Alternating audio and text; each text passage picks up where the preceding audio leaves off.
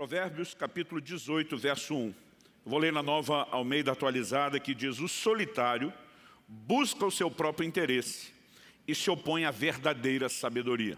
Uma outra tradução mais antiga diz: aquele que se isola, em vez de solitário diz aquele que se isola, insurge-se contra a verdadeira sabedoria, busca só o seu próprio interesse.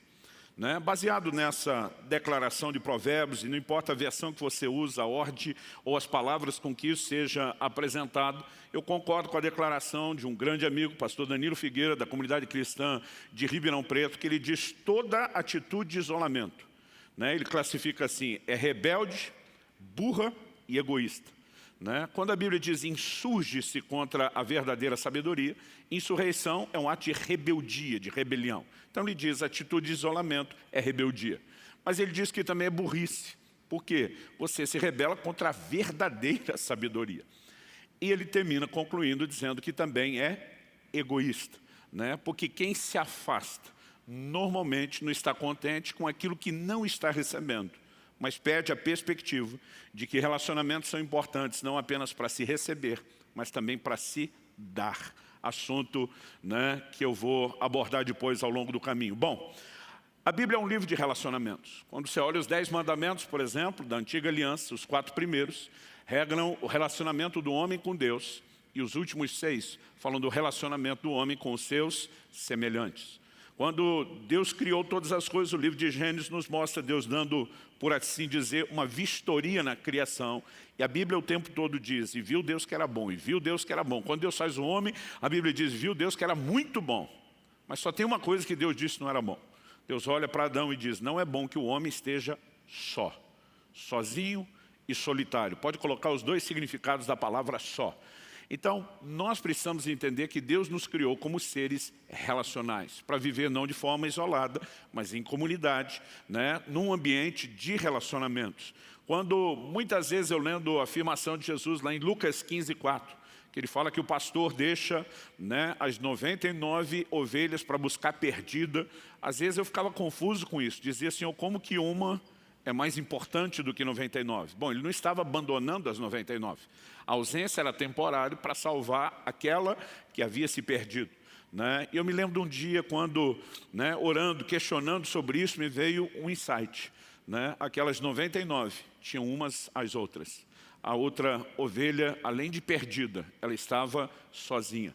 Nós precisamos, de fato, entender a bênção que é poder conviver, viver e praticar os relacionamentos.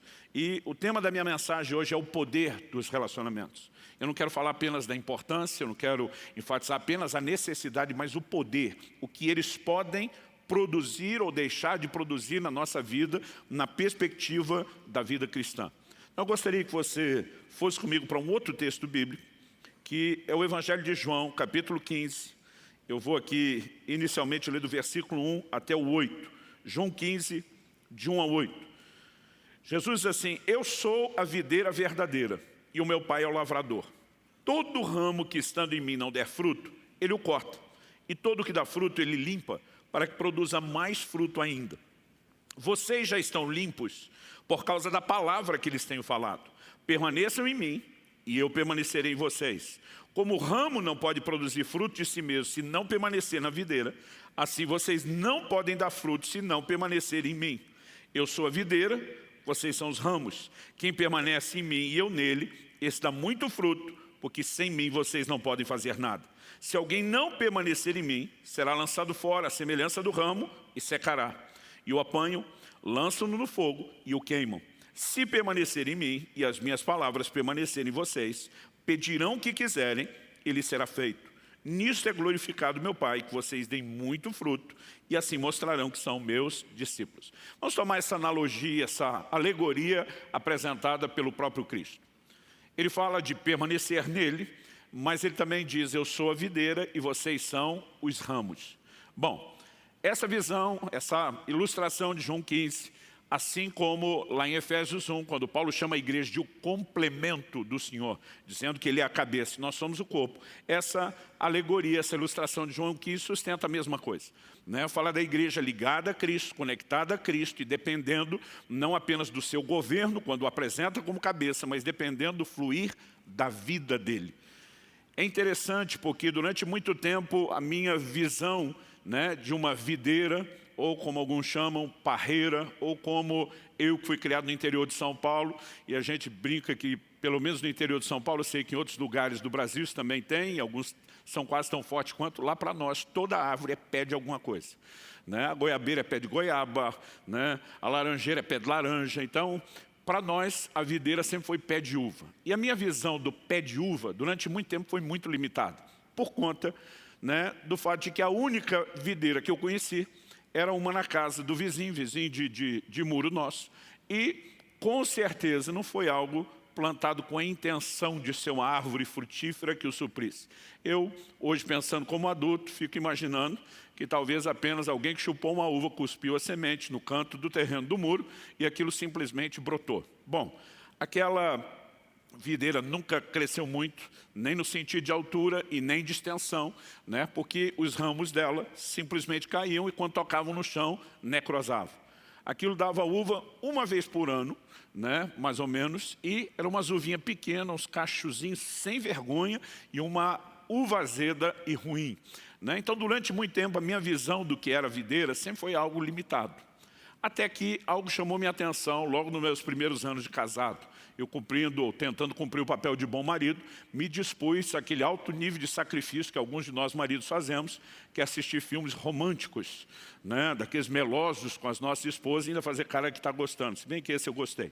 É um filme chamado Caminhando das Nuvens, mesmo com 2 décadas aí, pelo menos, o filme ainda vale a pena ser assistido, estrelado pelo Keanu Reeves. E eu lembro que o cenário principal onde se desenrola a história era num lugar, num ambiente onde uma família tinha um vinhedo.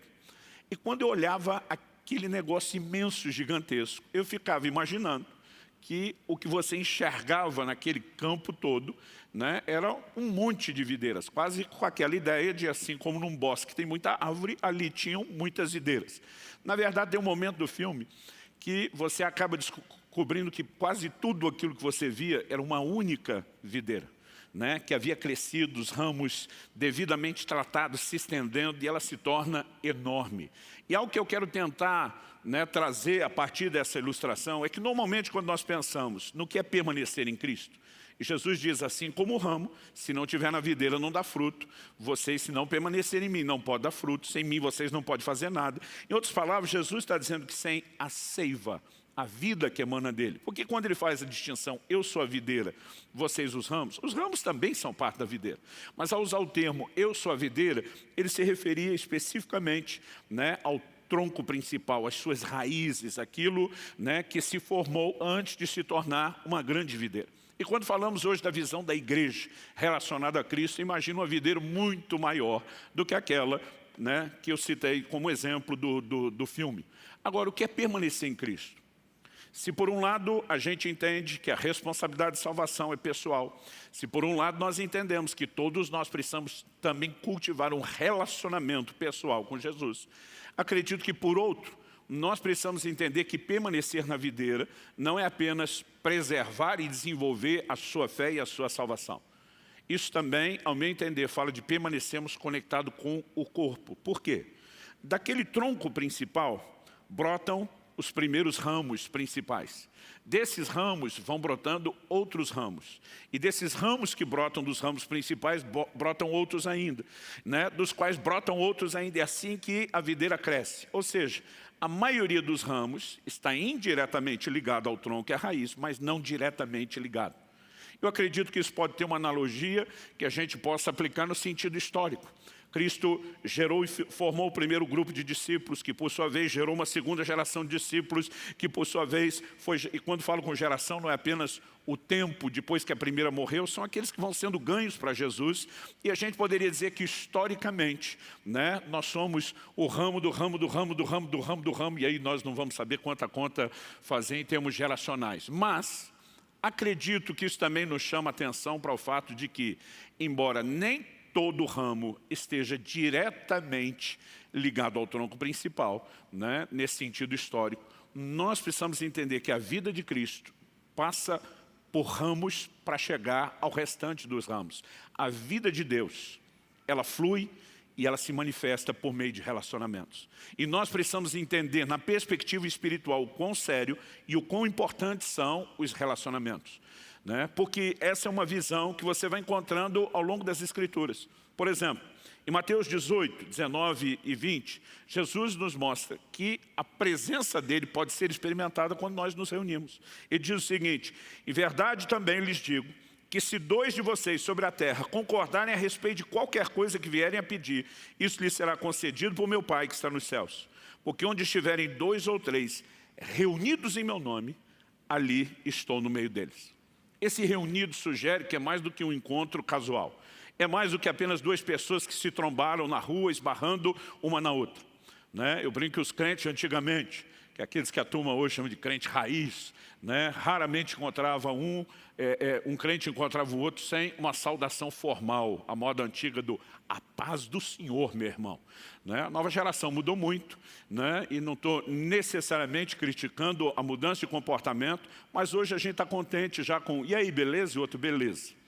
Mas, muito mais do que esbarrar em alguém, saudar alguém, né? Jesus fala de reunir no nome dele, intencionalmente, né? E aqui nós estamos falando que a gente poderia classificar como uma micro-reunião. Nós estamos falando de um culto público, nós estamos falando da reunião menor, dos cultos nas casas, um modelo que vem desde os dias do Novo Testamento e procuramos praticar através do que aqui na comunidade de alcance nós chamamos de células, mas aqui nós temos uma micro-reunião. Alguém poderia classificar isso: pastor, o discipulado cabe aqui? Cabe, mas também podemos ter um relacionamento informal acontecendo. Mas a verdade é que nessa reunião Jesus está dizendo: eu vou me manifestar no meio de vocês. Ou seja, não estamos falando apenas de um encontro social para comer junto, para rir, para abrir o coração, para se divertir. Tudo isso tem a sua importância, mas estamos falando de algo que transcende, que vai além dessas coisas e, na verdade, nos beneficia com a manifestação da própria presença de Deus. Um texto que me chama a atenção, né, quando nós falamos a respeito dessa vida de Deus fluindo, se manifestando, é que em 2 Coríntios, no capítulo 7, dos versículos 5 até o 7, o apóstolo Paulo diz assim: porque quando chegamos à Macedônia, não tivemos nenhum alívio. A questão aqui não é só se teve problema, né? Paulo está dizendo que não teve nenhum alívio, né? Foi só treta pesada, perrengue de alto nível. Ele diz: não houve momento de alívio. E ele continua e diz o seguinte: pelo contrário, em tudo fomos atribulados, lutas por fora, temores por dentro. Aqui Paulo faz uma classificação simples, mas ele diz: o problema está do lado de fora nas circunstâncias, e essas circunstâncias externas geram um outro problema interno a ser administrado, que são a questão das nossas emoções e dos temores. Ele diz: e nós apanhamos do lado de fora e do lado de dentro. Mas ele conclui dizendo: porém Deus, que consola os abatidos. Eu gosto desse adjetivo em Deus. Deus que consola os abatidos. Ele diz: nos consolou com a chegada de Tito. E não somente com a chegada dele, mas também pelo consolo que recebeu de vocês. Ele nos falou da saudade, do pranto, do zelo que vocês têm por mim, aumentando assim a minha alegria. Paulo está dizendo que Deus consola os abatidos, mas não apenas de forma direta. Ele diz: Deus decidiu derramar consolo no meu coração através de Tito. E eu descobri que quando Tito chegou oferecendo consolo, quem colocou esse consolo dentro dele para que ele pudesse me transmitir foi vocês, né? Em outras palavras, nós precisamos entender que nos relacionamentos entre aqueles que partilham da mesma fé, nós podemos mais do que desfrutar dos benefícios naturais de relacionamentos que um ímpio qualquer poderia ter. Nós podemos desfrutar da manifestação da vida de Deus, da presença de Deus, do poder de Deus sendo comunicado. Quem está entendendo aí, diga amém. Tanto que em Atos, no capítulo 4, versos 23 e 24, depois que Pedro e João haviam sido presos, né, por pregar o Evangelho, acabam sendo soltos, ameaças e afrontas são feitas, e a Bíblia diz assim, em Atos 4, 23 e 24, uma vez soltos, Pedro e João procuraram os irmãos e lhes contaram tudo que os principais sacerdotes e os anciãos lhe tinham falado. Ouvindo isso, unânimes, levantaram a voz a Deus e disseram, e agora o texto vai narrar qual foi a oração que eles fizeram, para no fim descrever que o resultado final foi que tremeu o lugar onde estavam reunidos. Não apenas as pessoas, o ambiente foi chacoalhado pelo poder de Deus e todos foram cheios do Espírito Santo.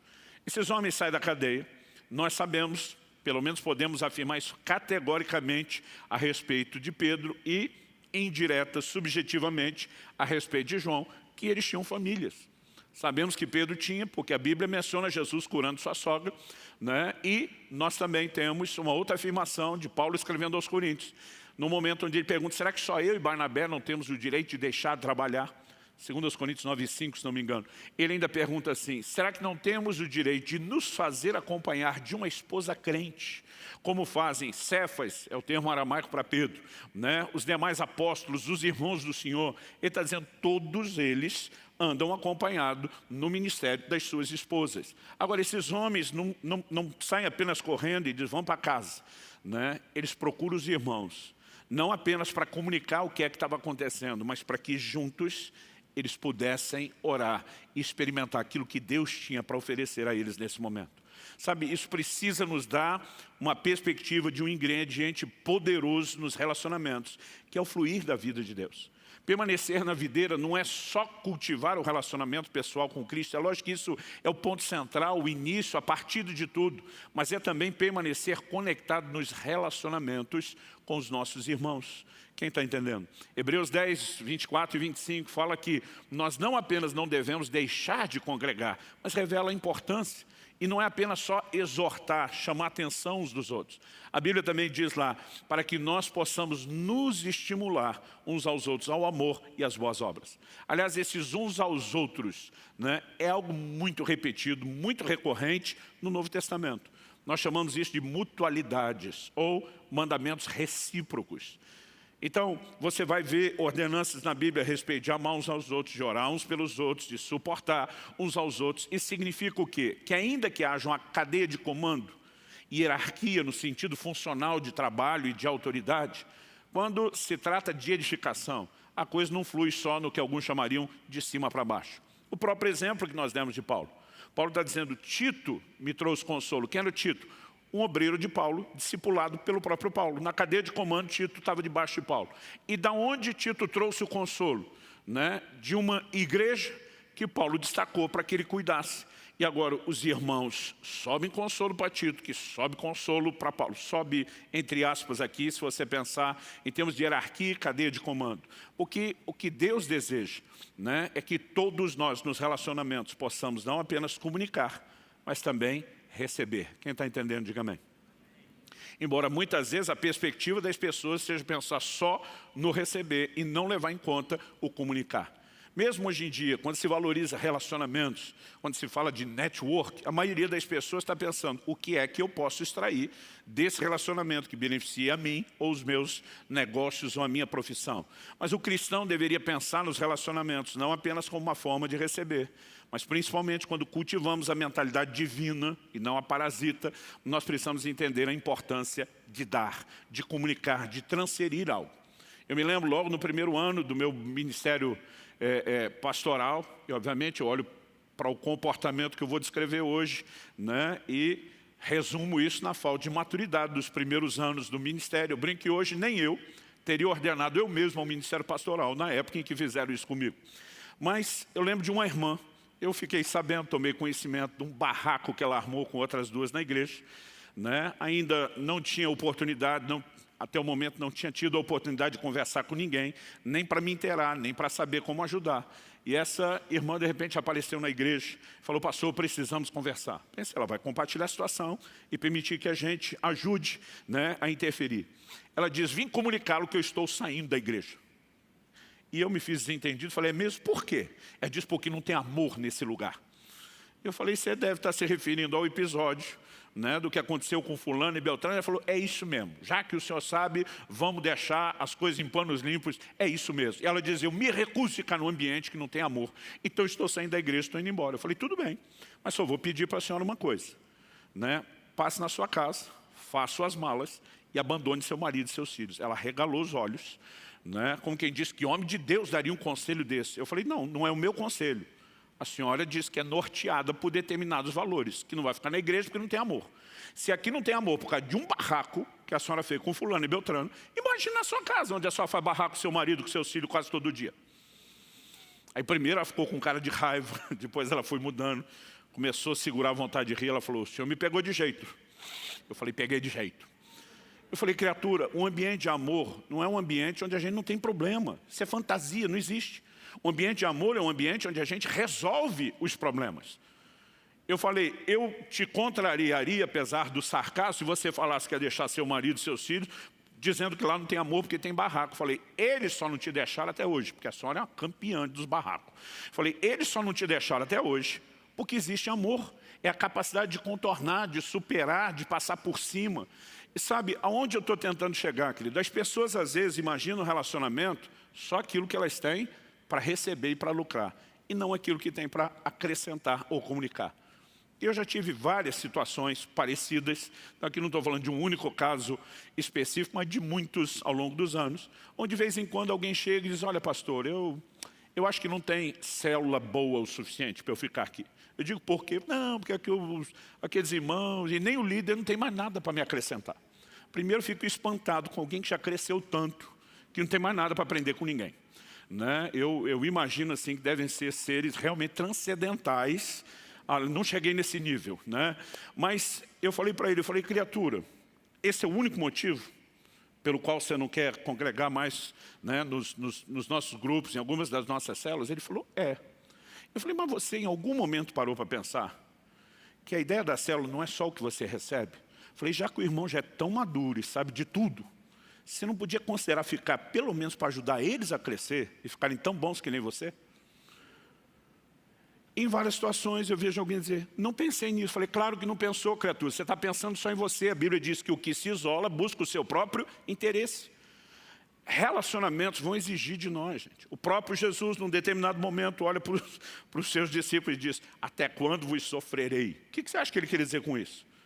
Ele dizia, por quanto tempo mais eu tenho que aguentar os 6 cambadas? E se Jesus, que era Jesus, chegou a ter esse nível de sentimento, a pergunta é, e nós? Agora, a questão, e nós precisamos entender isso, é a dinâmica de como nos posicionamos. Gente, quando alguém começa a viver isolamento, é sinal, é indício de que tem algo errado. Ou é arrogância de achar que é melhor do que os outros, ou é porque simplesmente só está pensando no que pode receber. A Bíblia diz, né? E como eu disse, Danilo classifica isso de uma atitude egoísta, que a pessoa busca só o seu interesse. Agora, o que nós de fato precisamos entender é que relacionamentos nos permitem comunicar, mas também receber. Aliás, nós precisamos entender a importância até de relacionamentos com pessoas que são imaturas. A Bíblia nos mostra que nós, além de poder ajudar essas pessoas, também vamos ser exercitados no crescimento. Todos nós precisamos de gente pisando no nosso calo. Isso nos ajuda a melhorar. O livro de Efésios diz, como ferro com ferro se afia, assim o homem ao seu amigo. Quando você pensa no ferro batendo no ferro, além do barulho que incomoda, né? Se você ficar imaginando, está soltando faísca, você pensa, tem nada de bom acontecendo. A menos que você pare para pensar no porquê os antigos afiavam ferro. Seja uma foice para a colheita, né? Seja uma faca para o uso interno e doméstico, fosse uma espada como instrumento de defesa. Todos eles estavam tornando suas ferramentas melhores. E nós precisamos entender que somos aperfeiçoados e aperfeiçoamos outros por meio do convívio. Alguns anos atrás, fui com a Kelly pregar, ministrar num grande evento de casais. E logo no início, depois de me apresentar minha esposa, falei, gente, antes de compartilhar a palavra, eu ia falar de como ferro com ferro se afia. Eu falei, eu gostaria primeiro aqui de dar um testemunho para vocês. Né? Que Kelly hoje, depois, na época a gente já estava com mais de 20 anos casado, eu falei, Kelly hoje é muito melhor do que era antes de casar comigo. E alguns já ficaram me olhando com a cara desconfiada, em especial as mulheres, quando o homem fala num tom mais arrogante. Eu falei, é sério ou não é, meu amor? Eu treinei você, eu te deixei você muito melhor do que era antes. Você pode confirmar? E aqui a levante diz, é verdade. E eu fui dando continuidade àquela conversa, daqui a pouco não era só as irmãs, os irmãos desconfortáveis, todo mundo olhando para mim, se olhando com a cara, o que esse maluco está dizendo? E eu falei, gente, deixa eu explicar logo antes que vocês me apedrejem. Falei, Kelly hoje é muito mais paciente do que antes, porque eu treinei ela. Kelly hoje perdoa melhor do que antes, porque eu treinei ela. Né? E aí com isso eu comecei a mostrar o quê? Nós precisamos do crescimento, que inclusive as diferenças de relacionamento proporcionam. Agora, é nesse ambiente que a vida de Deus pode se manifestar, através de nós e através dos outros para conosco. Quem está entendendo? Agora, voltando à questão do isolamento, só para encerrar essa ideia, né, da vida de Deus. Elias, depois de um momento assim, de um avivamento fantástico, ele demonstra que algo errado está acontecendo com ele, não só no âmbito emocional, como também espiritual. Ele envereda pelo deserto, em algum momento ele abandona o seu moço que o ajudava, ele quer ficar sozinho, e toda atitude de isolamento precisa levantar uma bandeira vermelha de advertência. E daqui a pouco ele vai se queixar com Deus. E o livro de Romanos faz uma leitura desse episódio do Antigo Testamento, capítulo 11 de Romanos, eu vou ler de 2 a 4. Diz assim: ou vocês não sabem o que a Escritura diz a respeito de Elias? Como pediu com insistência diante de Deus contra Israel, dizendo: Senhor, mataram os teus profetas, derrubaram os teus altares, sou o único que sobrou e procuram tirar minha vida. Olha a afirmação dele: sou o único que sobrou. Tem mais ninguém que preste aqui. Se um dia teve alguém, já foi morto, já foi perseguido. E a queixa dele não é só dizer para Deus que ele era, né, a última bolacha do pacote, o último dos moicanos, mas ele está insinuando: e o seu único tesouro e patrimônio que sobrou, o Senhor parece não estar cuidando, estão tentando tirar a minha vida. O texto diz assim: mas qual foi a resposta divina? Foi essa: reservei para mim 7.000 homens que não dobraram os seus joelhos diante de Baal. Paulo vai usar isso depois para falar de um remanescente da graça, no processo de restauração futura de Israel. Mas o que ele está nos comunicando? Que é como se Deus olhasse para Elias e dissesse: sabe de nada, inocente. Agora, como o camarada acha que é só ele, e não tem noção de quanta gente fiel a Deus ainda existia, porque ele estava desconectado dos demais. E gente que caminha sozinho, em isolamento, não importa o nível de experiência, o quão poderoso possa ter sido o ministério, começa a se definhar, tanto emocional quanto espiritualmente. Nós precisamos ser zelosos em relação a isso. Bom, eu me lembro que desde criança, se repetia muito lá em casa, né? Ao longo do tempo eu vim descobrir depois que essa frase, pelo menos até onde eu consegui rastrear, é atribuída a um pastor, né, inglês do século XVII chamado Richard Baxter. Ele diz: uma brasa retirada do fogo logo se apaga, mas quando é reunida com outras, ajuda a reacender a chama. Né? Meus pais diziam, em especial minha mãe: uma brasa fora do braseiro se apaga. Né? Então isso era o tempo todo usado para falar da importância de congregar e de preservar relacionamentos com os irmãos na fé. Agora, o outro ponto é que se por um lado a vida de Deus, a seiva da videira, vai fluindo de ramo para ramo, é que pode existir desconexões relacionais que também façam com que essa seiva, o fluir dessa vida, seja obstruída.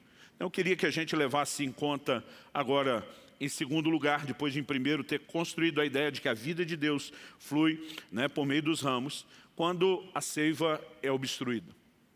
E a palavra de Deus nos apresenta, e para mim isso assim é muito claro. Em primeiro lugar, vou destacar o que Paulo diz em Efésios 4, a partir do verso 29 até o 32. Ele mostra que o nosso comportamento relacional deveria ser para edificar pessoas e para comunicar graça. De novo, nós precisamos entender que a Bíblia não está falando de um relacionamento só na perspectiva natural, mas sempre com uma clara visão intencional, proposital, de comunicar algo da parte de Deus na vida de outras pessoas. Isso significa, né, edificar e comunicar graça. Ele diz em Efésios 4, 29, não saia da boca de vocês nenhuma palavra suja. Outras versões dizem torpe. Eu acredito que o sujo aqui não é só palavrão. É tudo aquilo que macula espiritualmente, né, em alguns casos até emocionalmente as pessoas, mas unicamente a que for boa para edificação, conforme a necessidade, e assim transmita graça aos que ouvem. Depois de tocar no assunto de que nós temos que edificar, transmitir graça e não o contrário, Paulo segue dizendo: e não entristeçam o Espírito Santo de Deus, no qual vocês foram selados por dia da redenção. Eu muitas vezes já pensei, falei, Paulo mudou de assunto. Estava falando de relacionamento, agora foi falado que na teologia nós chamamos de pneumatologia, né? Doutrina do Espírito Santo. Mas se você observar, Paulo não mudou de assunto coisa nenhuma. Olha o verso 31. Ele diz que não haja no meio de vocês qualquer amargura, indignação, ira, gritaria, blasfêmia, bem como qualquer maldade. Está falando de erros, tropeços ou, botando os pingos nos is, pecados de relacionamento. Ele diz, pelo contrário, sejam bondosos e compassivos uns para com os outros, perdoando-vos uns aos outros, como também Deus em Cristo perdoou vocês. Então, primeiro, a Bíblia fala sobre o aspecto positivo. Edificação, graça pode ser transmitido por meio dos relacionamentos. Mas ele diz que nós não podemos pegar o caminho inverso. E esse caminho inverso não vai apenas afetar negativamente as pessoas, mas pode afastar Deus. Em outras palavras, desconexões horizontais com as pessoas gera desconexão vertical com Deus. E nós podemos entender isso sobre vários ângulos e perspectivas e abordagens bíblicas. Em primeiro lugar, vamos considerar o assunto da oração. Em 1 de Pedro, capítulo 3, versículo 7, o apóstolo diz: maridos, vocês igualmente vivam a vida comum do lar com discernimento, dando honra à esposa, por ser a parte mais frágil e por ser co-herdeira da mesma graça da vida. Agindo assim, as orações de vocês não serão interrompidas. Em primeiro lugar, quando ele fala do marido tratar a esposa com honra, e apesar de usar a expressão vaso mais frágil, ele não está falando aqui do aspecto físico, porque embora o homem talvez tenha uma força bruta para carregar peso, nem de longe a gente arrisca competir com as mulheres na resistência à dor. Eu acredito que o aspecto é principalmente o emocional. Porque primeiro está falando viva com discernimento, é ajuste relacional. Só que ele não está aqui dizendo, maridão, dá um jeito de tratar bem sua mulher para você mesmo ter uma vida, uma qualidade de vida emocional boa debaixo do teto. Ele diz que o que tem que ser levado em consideração é que elas são herdeiras conosco, os homens, os maridos, da mesma graça de vida. Em outras palavras, está dizendo, ela não é só sua esposa, amiga, amante, ela é sua irmã em Cristo. Isso não significa que toda manhã o marido tem que acordar dando a paz do Senhor, mas que a gente não pode esquecer que se trata de alguém que é herdeira da mesma graça de vida. Ele está dizendo, lembra que vocês são irmãos em Cristo e precisam preservar tanto uma conexão com Deus, como um nível relacional, que se for interrompido, ele diz, vai produzir o quê? As orações de vocês, o nível vertical vai ser afetado também e as orações serão interrompidas. Aliás, é curioso como esse elemento da oração aparece desde o início. Nós vimos João 15, quando Jesus fala de permanecer na videira, que é ramo ligado com ramo. Ele diz, vocês vão me pedir, né, aquilo que vocês quiserem e será feito, será atendido. Nós também reconhecemos que quando os apóstolos saem da cadeia e procuram os irmãos para orar, tem um mover extraordinário de intervenção da parte de Deus. Aqui a Bíblia está dizendo o caminho inverso. Né, que se não tivermos o relacionamento correto, então em vez de ter resposta à oração, o que nós temos é oração bloqueada. Em 1 Timóteo 2,8, Paulo diz, eu quero pois que os homens aqui é ser humano, não é só o macho, eu quero pois que os homens orem em todo lugar, levantando mãos santas. Qual a definição de mãos santas? Essa coisa de levantar as mãos na oração, na adoração, remonta desde o período do Antigo Testamento. Mas ele usa esse adjetivo, mãos santas, ele diz, sem ira e nem animosidade. Outras traduções mais antigas dizem sem ira nem contenda. O que é ira e contenda? Pecados de relacionamento. Então ele está dizendo, você tem que vir levantar a mão para orar, mas meu amigo, não traga pecados relacionais. Por quê? Desconexões horizontais gera desconexão vertical. Quem está entendendo aí, diga amém. O mesmo é verdade quando nós falamos a respeito do assunto do perdão. Em Mateus, no capítulo 6, nos versículos 14 e 15, Nosso Senhor afirma, porque se perdoarem aos outros as ofensas deles, também o Pai de vocês está no céu, perdoará vocês. Aqui é a parte ativa, positiva. Se perdoa, é perdoado. Mas Jesus continua e diz, se porém não perdoarem aos outros as ofensas deles, também o Pai de vocês não perdoará as ofensas de vocês. Quando você nega perdão, a ponto de quebrar conexões relacionais horizontais, você deixa de ser perdoado e quebra a conexão relacional vertical com Deus. Mas quando você oferece perdão e preserva as conexões relacionais horizontais, você também recebe perdão e preserva a conexão relacional vertical que é com Deus. O próprio Jesus, um capítulo antes, Mateus 5, versos 23 e 24, ele diz, portanto, se você estiver trazendo sua oferta ao altar, e lá, se lembrar que o seu irmão tem alguma coisa contra ti, deixa diante do altar a sua oferta. Vá primeiro reconciliar com o irmão, então volte e faça a sua oferta. O que Jesus está dizendo? Ele diz, meu amigo, não adianta você tentar preservar conexão vertical quando a horizontal está arrebentada. Ele diz, deixa a oferta esperando, vá lá, arruma, depois você volta. Porque aí sim, você pode entregar a sua oferta. E a oferta aqui não tinha mera ideia de contribuição, mas a visão da adoração, que no sistema até então era regido por meio dos sacrifícios de animais. Quando nós começamos a observar isso, o que é que temos que reconhecer? Né? Que conexões verticais, estamos falando de cristãos, afeta a conexão vertical, que é a relação com Deus. Deixa eu fazer um comentário aqui a respeito da ceia do Senhor. Algo que nós descobrimos, em especial Paulo afirma isso em 1 Coríntios 10, é que quando temos a ceia do Senhor, nós temos comunhão com o corpo e com o sangue de Cristo. Essa expressão, né, no Brasil nós chamamos muito esse momento de a ceia do Senhor. Mas na maior parte das igrejas, por exemplo, de fala inglesa, eles denominam isso como comunhão. A expressão ceia do Senhor nós tiramos de 1 Coríntios 11. A expressão comunhão está em 1 Coríntios 10, porque fala da comunhão com o corpo e com o sangue do Senhor. E ainda que nós, os protestantes, né, não creiamos na doutrina da transubstanciação, né, que os elementos, o fruto da vida e o pão se transformam literalmente em carne e corpo do Senhor, nós não podemos negar que, embora que eles sejam elementos simbólicos, eles falam de uma comunhão espiritual genuína e verdadeira que temos com o corpo e com o sangue do Senhor. Mas a ideia de comunhão da ceia não deveria ser visto só como comunhão com Deus. Em 1 Coríntios 10, 17, Paulo diz assim: porque nós, embora muitos, somos unicamente um pão, um só corpo, porque todos participamos do único pão. Até essa ideia, quando você vê Jesus partindo o pão para os discípulos, né, eles olhavam para aquilo dizendo, há uma visão corporativa, eu sou parte de algo maior, e eles se viam como um só pão, a família na fé, como um só corpo. Mas no capítulo seguinte, o 11, eu vou ler dos versículos 17 a 22, Paulo começa a corrigir esses irmãos de Corinto a respeito da ceia e diz, mas nisso que agora prescrevo, não posso elogiá-los, porque vocês se reúnem não para melhor e sim para pior.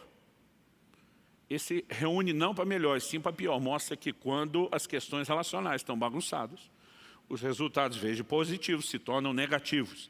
Então ele diz, porque antes de tudo estou informado de que, quando se reúnem na igreja, existem divisões entre vocês. E eu, em parte, acredito que isso é verdade. E é até necessário que haja partidos entre vocês, para que também os aprovados se tornem conhecidos entre vocês. Quando, pois, se reúnem no mesmo lugar, não é a ceia do Senhor que vocês comem. Porque quando comem, cada um toma antecipadamente a sua própria ceia. E diz, da forma como vocês estão fazendo, isso não pode ser chamado de ceia do Senhor, é a sua própria. Então deixa eu fazer uma pausa aqui. Hoje, a maneira como praticamos a ceia do Senhor, ela é tão estritamente simbólica, que faz com que, pensando nas grandes reuniões, que são os nossos cultos públicos, a gente tem uma porção muito pequenininha, né, do suco de uva do fruto da vide e um pedaço igualmente simbólico do pão. Agora, quando a ceia foi instituída por Jesus, a primeira vez em que Jesus não apenas celebra isso com seus discípulos, mas a institui, eles estavam, na verdade, celebrando a ceia da Páscoa. O cordeiro da Páscoa era sacrificado, se comia da carne, né, do cordeiro, tinha salada junto, ervas amargas, leia-se hoje, almeirão, rúcula, agrião, né, e eles também comiam do pão e bebiam do vinho. Era uma refeição que eles tinham juntos. Nessa refeição, Jesus destaca dois elementos e diz, quando forem comer o pão e forem beber do vinho, façam isso em memória de mim. Ele não está dizendo que na ceia esses dois elementos têm que ser usados só de forma separada, como nós fazemos. Ele está dizendo que quando eles comessem juntos, aqueles dois elementos precisavam ser destacados com um simbolismo. Então, quando você lê lá no livro de Judas, por exemplo, né, a expressão nos vossos ágapes, ou algumas traduções mais modernas já mudou a expressão para nas vossas festas de amor, é porque os irmãos se reuniam para ter uma ceia. E a ceia, era comida de verdade. E no meio daquilo se destacavam os dois elementos. Eu lembro quando eu era criança, eu brinco que domingo era o dia de passar fome. A gente levantava cedo, que pegava dois, dependendo as linhas de ônibus, 3 ônibus para chegar na igreja. Né? Tinha que chegar mais cedo para abrir a igreja, arrumar, era filho de pastor. Né? Depois disso tinha a escola bíblica dominical. Né? Era o momento onde todo mundo sentava para ter ensino bíblico. Depois que terminava a escola bíblica dominical, é que nós teríamos o culto. Depois que terminava o culto, a gente esperava o papai e a mamãe atender todo mundo, fechar a igreja, e aí mais 2, 3 ônibus para ir embora para casa. Domingo era o dia da fome, né, para mim e para os meus irmãos. E quando tinha ceia, Pensa num camarada que ficava com raiva daquilo ser tão pequenininho, era eu. Não só eu. Meus irmãos, a maioria das crianças, né? E a gente fica pensando, por que eles não dão um pãozinho maior? Por que não dão um copozinho maior? Porque a gente, naquele dia da fome, né, não ficava pensando na importância só do simbolismo. A gente dizia, isso não enche a barriga de ninguém. Né? Mas curioso é pensar que na antiguidade era o contrário. Agora, olha o nível que eles chegaram nessa ceia. Paulo diz assim, quando, pois, se reúne no mesmo lugar, não é ceia do Senhor que vocês comem, porque quando comem, cada um toma antecipadamente sua própria ceia. Enquanto um fica com fome, outro fica embriagado. Será que vocês não têm casas onde podem comer e beber? Ou menosprezam a igreja de Deus e envergonham os que nada têm? Que posso dizer a vocês, devo elogiá-los? Nisso certamente não posso elogiá-los. Então, quando Paulo diz, vocês envergonham os que nada têm, porque alguns ficam com fome, tinha gente que não tinha comida. Então, na hora de juntar as panelas, alguns levavam as panelas e outros entravam só com o estômago, porque não tinha o que levar. Agora, Paulo diz, vocês comem antecipadamente sua ceia, não tem uma visão conjunta corporativa, tem gente ficando com fome e não tendo comer. E alguns de vocês estão esbaldando, né, a ponto de se embriagar. Significa que não era um cálicezinho tão pequeno. Ele começa a confrontá-los, mostrando que o que vocês estão praticando não pode ser chamado de ceia do Senhor, porque ceia do Senhor é comunhão com Ele e é comunhão com os outros.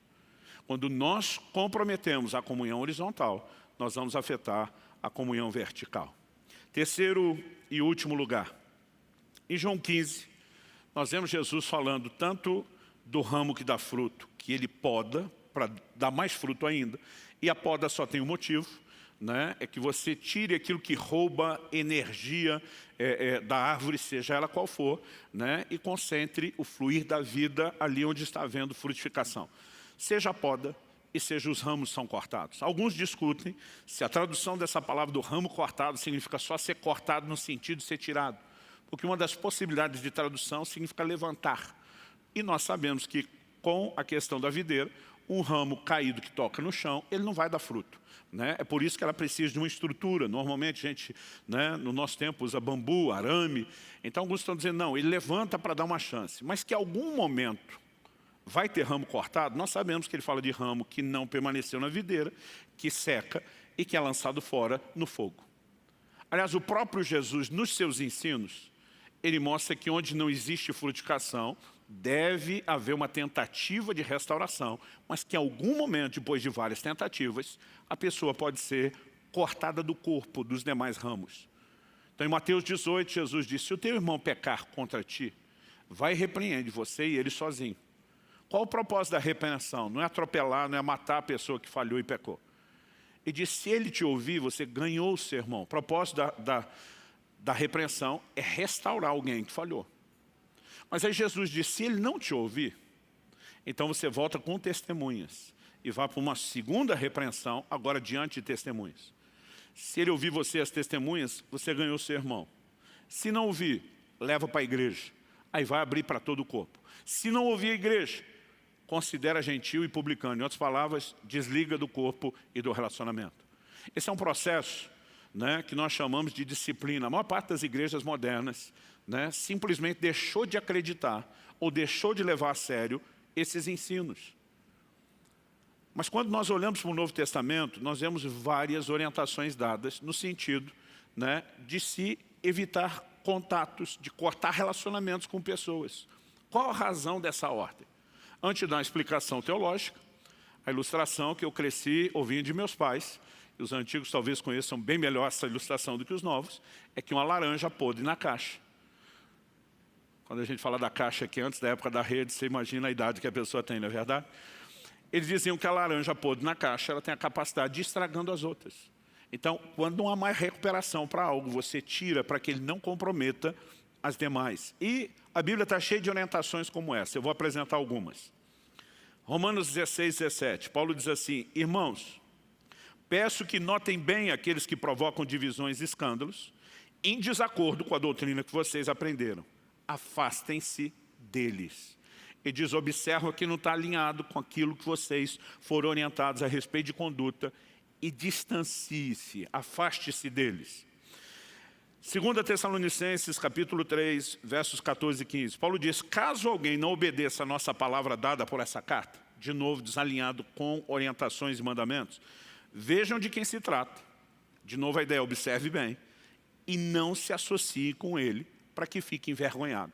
A ideia não é mera condenação, mas é levar a pessoa a repensar as suas atitudes. Ele diz, contudo, não o tratem como inimigo, mas admoestem-no como irmão. Significa o quê? Existe um distanciamento intencional, proposital, né? Mas com uma mentalidade correta de recuperação, não de hostilidade. Hoje em dia as pessoas estão tentando acreditar que um ambiente de amor é onde você finge que não vê problema, né? Você simplesmente engole, não fala nada, passa a mão na cabeça, joga pano quente em cima. Isso não é amor.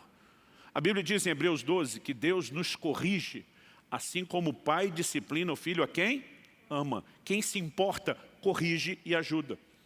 E nós precisamos entender isso no ambiente da esfera de relacionamento com as pessoas da mesma fé. Tito, capítulo 3, versículo 10, diz, evite a pessoa que provoca divisões, depois de admoestá-la uma ou duas vezes. Não significa que a primeira pisada na bola você distancie.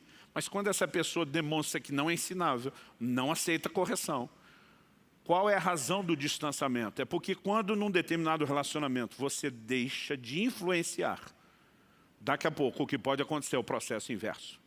Se você perde o poder de influência, você pode estar sendo, né, poder de influência positiva, você pode estar sendo influenciado negativamente. Há casos onde a Bíblia proíbe até de sentar a comer. Pastor, está na Bíblia, tá? 1 Coríntios capítulo 5, versículos 9 a 11. Paulo diz, na outra carta, já escrevi a vocês que não se associassem com os impuros. Refiro-me com isso, não propriamente aos impuros desse mundo, aos avarentos, ladrões ou idólatras, pois nesse caso vocês teriam de sair do mundo. Mas agora escrevo a vocês que não se associem com alguém que, dizendo-se irmão, for devasso, avarento, idólatra, maldizente, bêbado ou ladrão, nem mesmo comam com alguém assim. A gente diz, não, isso não comer, não tomar cedo do Senhor, né? Qualquer nível de refeição estabelece uma conexão relacional. Eu, particularmente, não creio que Paulo está sendo seletivo a respeito de qual tipo de refeição. Ele diz, você não pode relacionar com alguém assim. Ele diz, os outros não crentes, eles precisam de você, para você poder ser sal, para você poder ser luz, né? E o erro de alguns, quando se converte, é tentar abandonar todo mundo do relacionamento da vida pregressa. Você precisa ser uma ponte de conexão para a salvação dessas pessoas. Agora, a Bíblia diz que quando alguém se diz irmão, professa a conversão, mas vive de forma devassa, traduzindo numa linguagem moderna, a Bíblia está dizendo, vaza, né? Fica distante. Por quê? Porque os relacionamentos não são algo para ser olhado, né, numa perspectiva de neutralidade. Ou você está comunicando algo, ou você está recebendo algo. Né? Pastor, pode ter os dois? Sim, pode ter os dois positivos, pode ter os dois negativos, mas ou você comunica algo positivo com alguém que está desconectado, ou você recebe algo negativo. E você só vai entender esse padrão de comportamento quando você entende qual é o poder do relacionamento. Que ele pode transmitir a vida de Deus, ou a vida de Deus pode ser obstruída, ou a vida pode estar sendo sugada, como um galho seco faz com o resto da árvore. Em alguns momentos, a disciplina e o confronto, né, embora não significasse desistir das pessoas, Jesus disse para ganhar o irmão com todas as tentativas, a Bíblia está dizendo para evitar depois de determinados níveis de confronto, mas muitas vezes a ideia da própria disciplina não era só tentar recuperar aquele que poderia não ter um coração ensinável, né, e arrependimento, mas é também que ela tem um papel e um efeito didático para o resto da família da fé. Em 1 Timóteo 5,20, Paulo diz assim, quanto aos que vivem no pecado, aqui não é alguém que tropeçou uma vez, não é alguém que teve uma reincidência, uma queda em alguma área, né? Paulo diz em Gálatas 6, se você vê o irmão tropeçar, você tem que ter lá, né, um espírito de compaixão, de misericórdia, de mansidão, ajudar essa pessoa. Então a Bíblia não está dizendo que nós não oferecemos ajuda, mas está dizendo, quanto aos que vivem no pecado, que adotaram um padrão distante da palavra de Deus depois de conhecê-lo, Paulo diz a Timóteo, seu discípulo, repreenda-os na presença de todos, para que também os demais temam. Então ele está dizendo, se a gente não recuperar isso, pelo menos vai ter um efeito didático e protetor para os demais. Já ouvi vários pais contar histórias semelhantes, de como tiveram que ser muito firmes com alguns dos seus filhos, né, que erraram, não apenas no sentido de corrigi-los, de discipliná-los, de tratá-los, mas também de deixar uma mensagem clara para os demais. Não sigam pelo mesmo caminho do seu irmão ou da sua irmã, porque isso não termina bem. Agora, repito, isso não significa desistir das pessoas. Além das tentativas que diz respeito a você, né, acredito que existe um nível que nós comunicamos a tentativa de recuperação aos líderes, aos pastores, mas nós precisamos entender essa questão de qual é a hora de se afastar. Eu sei que apenas tocar nesse assunto, sem entrar em detalhes, para alguns pode gerar mais dúvida do que esclarecimento. De vez em quando alguém procura, pastor, tem uma pessoa lá que não está muito crente, não, mas está melhorando de vida pela minha influência. Eu tenho que afastar? Digo não. Se você está influenciando e está percebendo mudança, e gente, transformação não é instantânea. O que nós estamos falando aqui é de gente que deliberadamente vive no pecado e não ouve mais a ninguém. Então, há um momento onde você não apenas não consegue ajudar, como você pode ser prejudicado. E quando Deus está falando a respeito disso, só faz sentido se você entender que há uma dinâmica espiritual por trás dos relacionamentos. Vamos ficar em pé? Eu quero encerrar não apenas recapitulando aqui a ideia de que a vida de Deus flui pelos relacionamentos, mas que essa mesma seiva pode ser obstruída em vez de fluir. Por que nós precisamos dos cuidados relacionais? Mas também eu quero te encorajar a entender a importância de não tentar viver o Evangelho nos moldes do que nós lemos em Provérbios 18. O que se isola, o que se desconecta, o que anda sozinho, insurge-se contra a verdadeira sabedoria. Ele busca só o seu próprio interesse. Nós não podemos caminhar sozinhos. Quando a Bíblia diz para não deixar de congregar, não é apenas porque a gente precisa de um lugar para aprender. Nós precisamos de um ambiente de relacionamentos. Se a gente, como única responsabilidade, fosse adorar a Deus, e fosse apenas aprender a palavra, a gente poderia migrar em tempos de modernidade para cultos totalmente online o tempo todo. Aliás, tem gente perguntando, pastor, parece que na pandemia a gente aprendeu que não precisa estar lá. Eu digo, você está equivocado. Há momentos onde, não podendo estar, nós vamos usar os recursos da tecnologia. E eu agradeço a Deus, não reclamo disso não. Minha neta completou 9 meses e até agora, Kelly e eu só ficamos 3 semanas com ela durante esses 9 meses. Se não fosse as transmissões de vídeos, se não fosse internet, a gente estaria perdendo bem mais. Agora, se ela estivesse aqui e a gente substituísse o contato pessoal apenas por um virtual, aí seria um grande erro. Em momentos de necessidade e da falta, a gente usa essas ferramentas. No ano passado, nós batemos muito na tecla de não querer que as células se reunissem presencialmente, mesmo as que queriam fazer isso.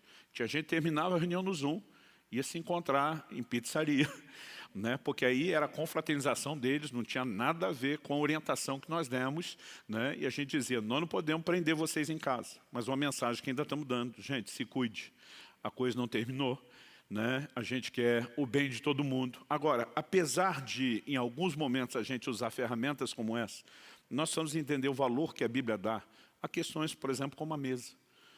Tem famílias que não têm refeição nenhuma junto. Gente, eu entendo que algumas dinâmicas na correria de trabalho, alguns têm dificuldade de fazer isso o tempo todo, mas nunca sentar para comer junto.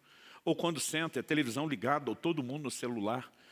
Quando você vai estudar o que a Bíblia fala a respeito da mesa, há uma dimensão de relacionamento e de acréscimo que a gente pode experimentar. Então, o que eu quero te encorajar, não seja apenas um frequentador de culto, muito menos só um frequentador virtual. Essa serve mais para você que está aí nos acompanhando do que só para quem está aqui. Isso é um momento, mas não deveria definir permanentemente o que é o nosso comportamento. Nos relacionamentos, nós precisamos entender que, embora Deus queira nos acrescentar, e acrescentar não é só quando você recebe uma palavra cheia de graça, edificação. Às vezes é quando você é chamado a atenção. A gente precisa das duas coisas.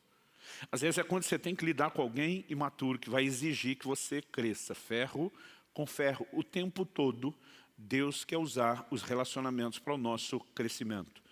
Então, é muito importante que, além da vida de culto, e a gente pede muito isso aos membros da igreja, integre-se nas células. Entenda a importância das micro-reuniões que acontecem, são fomentadas a partir das células. Encontros de discipulado ou mesmo de amizade, nós precisamos disso.